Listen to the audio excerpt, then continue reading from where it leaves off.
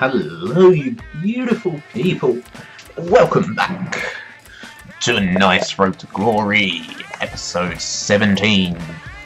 You can see here the stuff that's sold from the single player draft and also some other players there. I bought Miranda and Handanovic with the intention of replacing Barzagli and Perrine, only to realise that took Asamoah off full chem, so I had to go out and buy Barzagli back, but I decided to replace Perrine with Viviano. Their stats are fairly similar. Viviano's one rating worse, but he has the long throw or giant throw trait, whatever it is called. I also went out and bought Walker, had to replace the loan version, although I may have done that in the last episode as well, not entirely sure. But at this point in FIFA, I was on a fairly hot streak. I was playing very well, so I'm just going straight into games again with the Bundesliga team this time, which I definitely want to improve. I'm considering Naldo as a centre-back instead of Totw.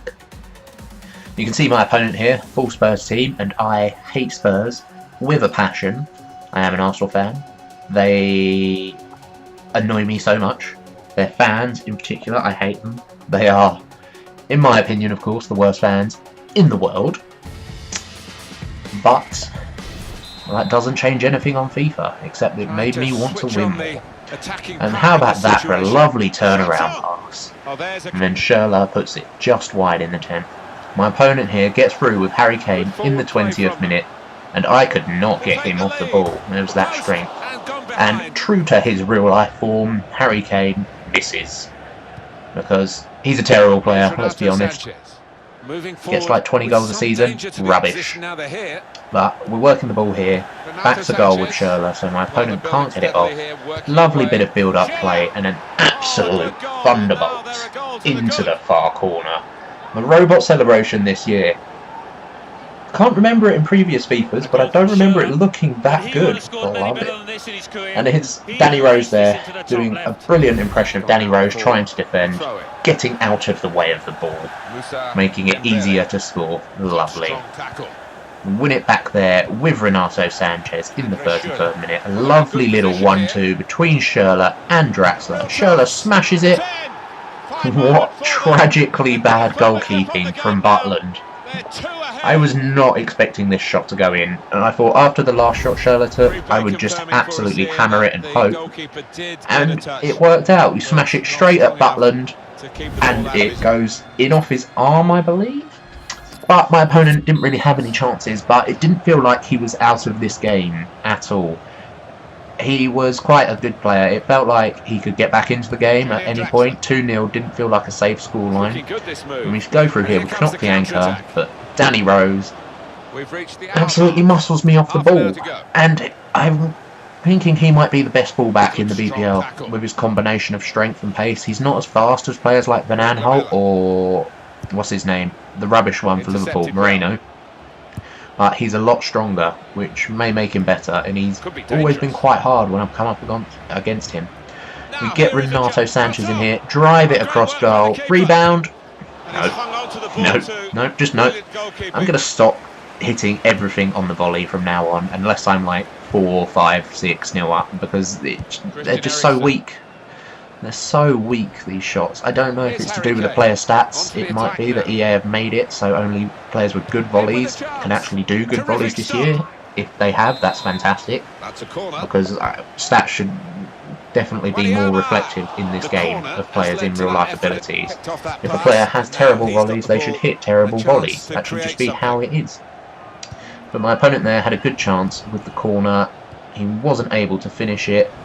And we get a lovely through ball here for Schürrle. Finesse into the top corner. No chance of saving that. And I'm shushing him purely because he's a Spurs fan. He was actually a decent player, but he made the mistake of supporting Spurs, and that was his downfall, because it made me want to win. Of course, the game wasn't over yet. My opponent had another chance, but that's the problem with Harry Kane. Although he's strong, he looked very clunky on the ball, and it's just another kind of 1-2-3 passes between my front three to get Schürrle in, finesse home to make it 4. Schürrle with a perfect 10 rating there, finished 4-0, completely dominated. My opponent had 1 shot, puts us on 12 points, having lost 1 game in the division, which I was unhappy about. And carrying on with my hot streak, we're switching back over to the hybrid team with Martial and Benzema up front, coming up against Swan Lake. It's a very interesting kit there. I don't know why his goalkeeper's showing with his jogging bottoms on, but that's brilliant. I wish there was a kit where you had your entire team in jogging bottoms. That would be fantastic. I wish there was a stadium as well. There was just a park with jumpers for goalposts. That would be great. Although I understand jumpers for goalposts might not work unless you have an invisible bar. But I'd still be fine with that. I still think that'd look really good. And in an opponent there, he had a BPL team, Ferdinand and Bailly at centre back. I hate Bailly. Going for the crosses early on. Rooney unable to get the header. He gets it to Firmino, and that is dreadful defending from me. Luckily, Viviano's there to make the save for us and keep us in the game at 0-0. 26th minute now, we're working things around into Sissoko.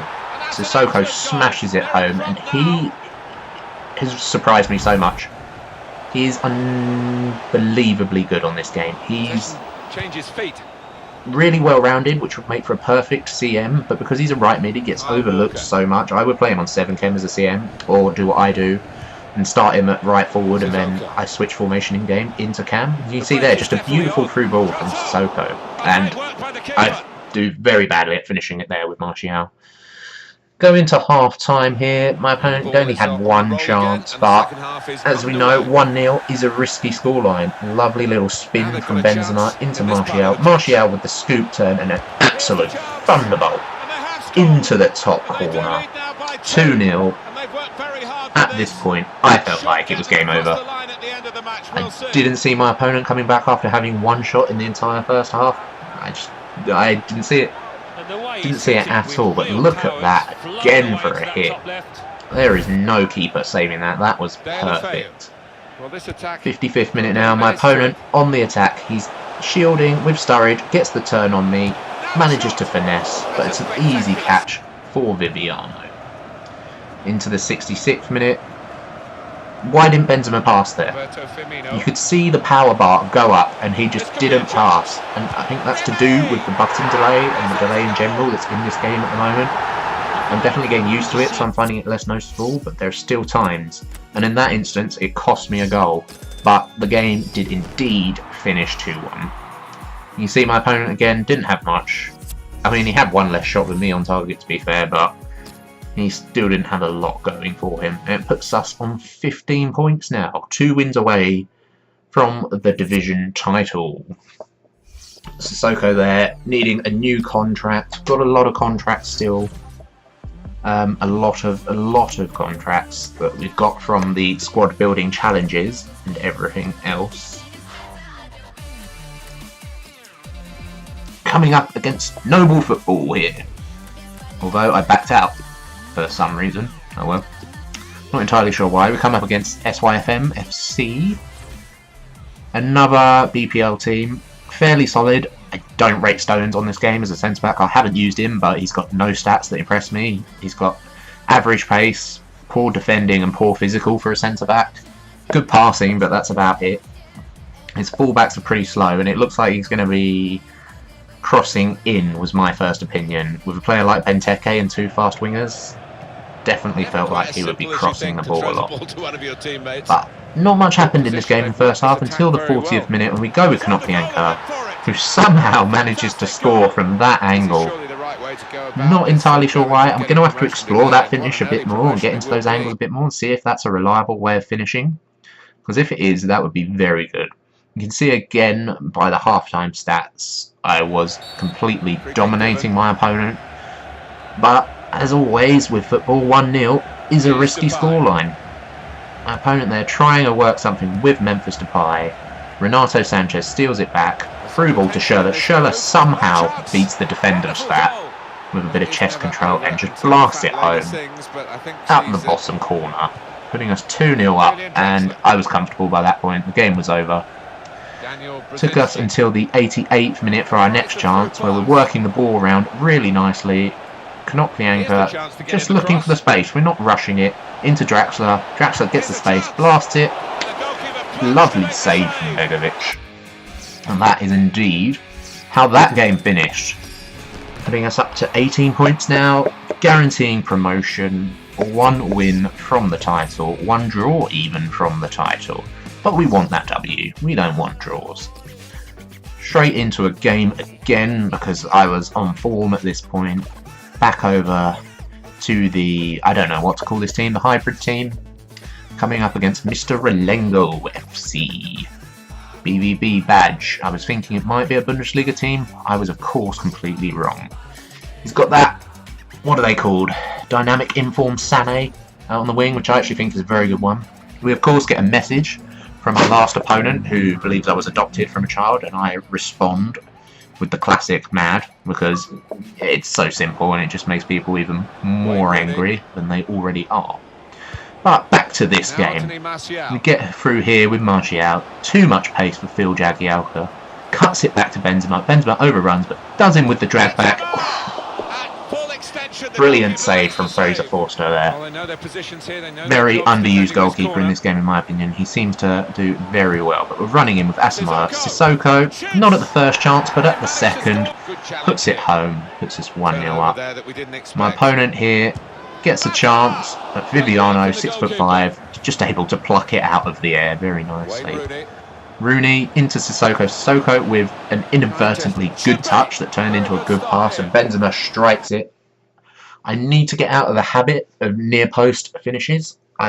Old habits die hard, you know, from FIFA 16. That one doesn't seem to be going away just yet. But this was one of those games where it was 1-0, but I was having good chance after good chance, and I was genuinely concerned about my opponent coming back.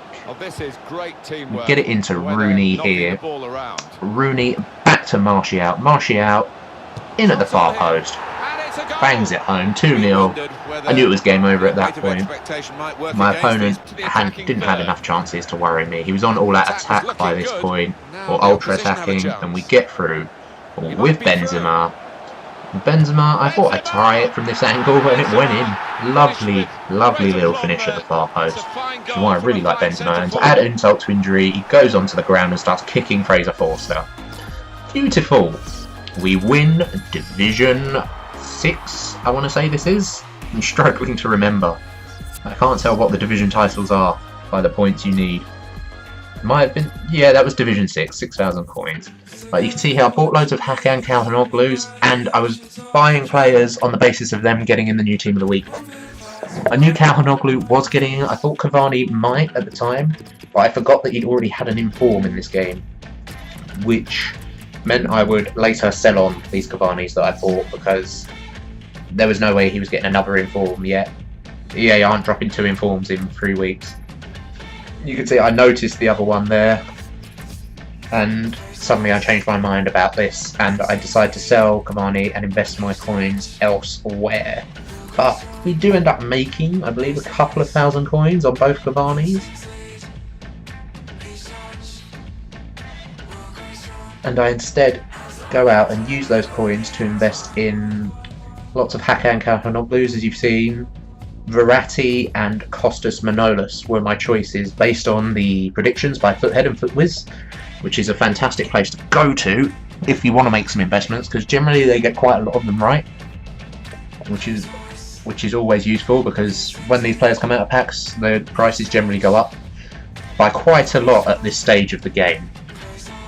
And that is just another investment tip for you, and that is indeed where we will end things today. I hope you've enjoyed it, and we'll be back for the next episode, which will be tomorrow. This is, of course, a daily series. Thank you for watching, and I will talk to you later.